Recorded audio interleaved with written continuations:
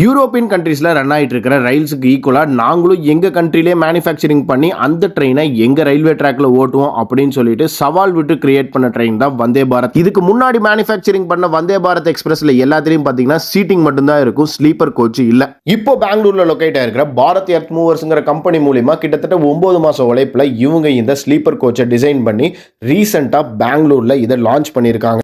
இந்த ட்ரெயின் கிட்டத்தட்ட 160 km/h ஸ்பீடுக்கு travel பண்ணுமாமா. உங்க டெஸ்டினேஷன் நீங்க ரொம்பவுமே ஃபாஸ்டா ரீச் பண்ண முடியும். உங்களுக்கு ஒரு லக்ஸுரியான டிராவலை கொடுக்கணும் அப்படிங்கிற மோட்டிவோட இந்த ட்ரெயினை இவங்க டிசைன் பண்ணியிருக்காங்க.